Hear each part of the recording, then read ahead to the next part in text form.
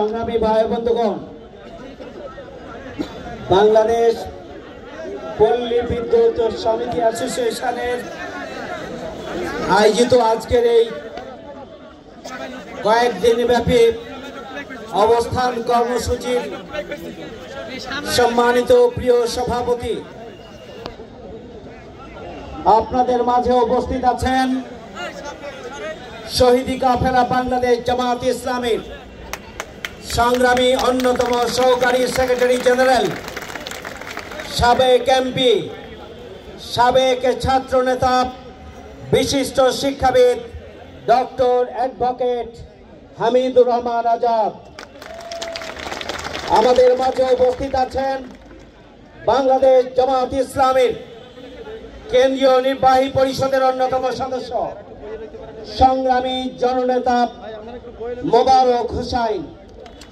আপনাদের মাঝে উপস্থিত আছেন সাবেক ছাত্রনেতা, বাংলাদেশ জামাত ইসলামীর কেন্দ্রীয় মজলিসে শুরার অন্যতম সদস্য, ঢাকা মহানগরী দক্ষিণের সংগ্রামী সহকারী সেক্রেটারি কামাল হোসাইন।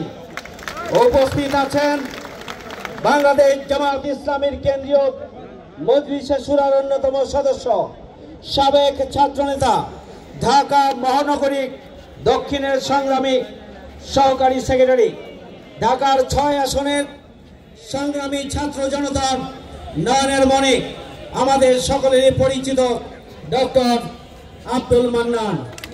উপস্থিত সংগ্রামী নেতৃবৃন্দ, সাংবাদিক বন্ধুগণ আর সহযোদ্ধা যারা বেশ কয়েকদিন থেকে এখানে দাবি আদায়ের জন্য অবস্থান কর্মসূচিতে রয়েছেন, সেই মজলুম জনগোষ্ঠী সবাইকে জানাই মজলুম দল বাংলাদেশ জামাত ইসলামীর পক্ষ থেকে আন্তরিক শুভেচ্ছা এবং মোবারকবাদ। সংগ্রামী ভাই বন্ধুগণ, বিদ্যুৎ সেক্টর হচ্ছে একটা দেশের, একটা সভ্যতার উন্নয়নের এবং গতিশীলতার জন্য সবচাইতে গুরুত্বপূর্ণ একটি ফ্যাক্টর। আমরা বুঝি না বাংলাদেশের উন্নয়ন এবং অগ্রগতির সবচাইতে বড় ফ্যাক্টর বিদ্যুৎ সেক্টর। এই সেক্টরের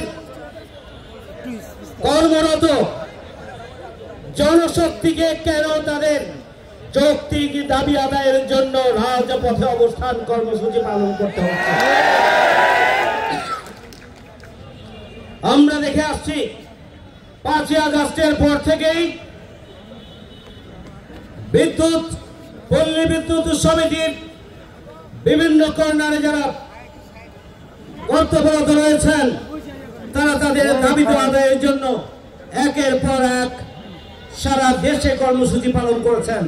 বিশেষ করে রাজধানীতে কয়েক দফা কর্মসূচির পরে এবার অবস্থান কর্মসূচি পালনের মাধ্যমে দাবি আদায়ের জন্য তারা রাজপথে অবস্থান করছে।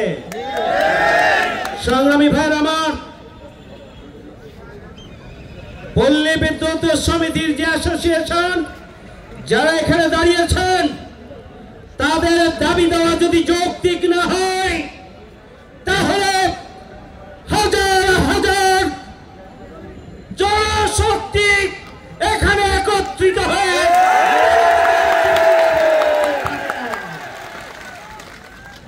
সুতরাং আমরা বিশ্বাস করি তাদের দাবি দেওয়া যৌক্তিক।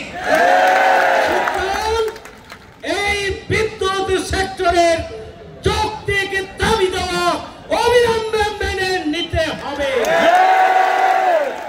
আমরা প্রশ্ন রাখতে চাই, আমরা জানতে চাই, যখন দেশকে অস্থিতিশীল করার জন্য চক্রান্ত করা হচ্ছে, তখন পল্লী বিদ্যুতের ঊর্ধ্বতন কর্মকর্তারা কারণ আওয়ামী লীগের দোষর, ফ্যাসিবাদের দোষর, নিপীড়িত এই বিদ্যুৎ সেক্টরের জনশক্তির দাবি মেনে না নিয়ে তাদেরকে রাস্তায় ঠেলে দিয়ে দেশে অস্থিতিশীল পরিস্থিতিকে এগিয়ে নেওয়ার জন্য চক্রান্ত করছেন।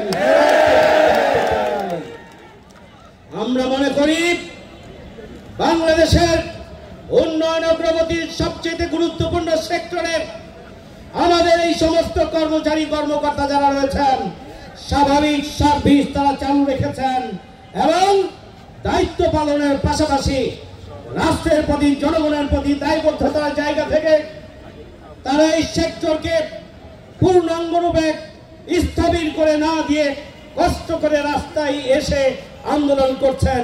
আমি আপনাদেরকে মোবারকবাদ জানাই। আমি বর্তমান সরকারের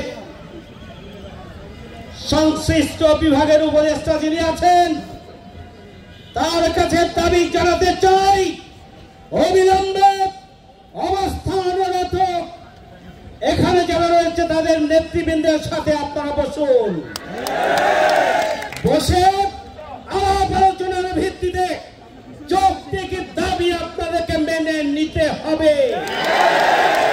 এমনি দেশের বিরুদ্ধে অনেক চক্রান্ত ষড়যন্ত্র চলছে, আবার যৌক্তিক দাবি আদায়ের জন্য যদি রাজপথ গরম করতে হয় তাহলে ফ্যাসিবাদের দোসরদেরকেই সহযোগিতা করা হবে।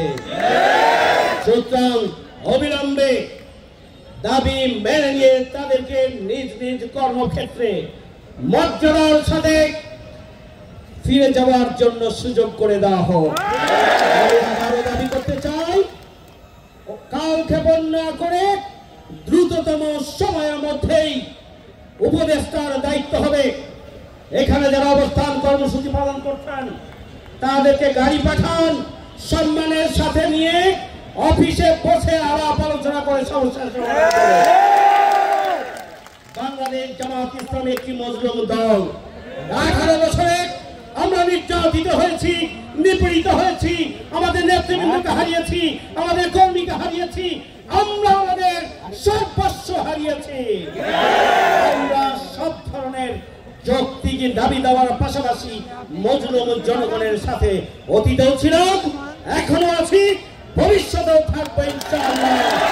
আমাদের সম্মানিত আজকের প্রধান অতিথি জামাত ইসলামীর গ্রুপ নেতৃত্ব যিনি দিচ্ছেন আমাদের ডক্টর অ্যাডভোকেট হামিদুর রহমান আজাদ ভাই, জামাত ইসলামীর পক্ষ থেকে আপনাদের প্রতি সমর্থন জানাবেন ইনশাআল্লাহ। সবাইকে ধন্যবাদ। আল্লাহ হাফেজ। বাংলাদেশ জিন্দাবাদ। পল্লী উন্নয়ন সমিতি অ্যাসোসিয়েশন জিন্দাবাদ।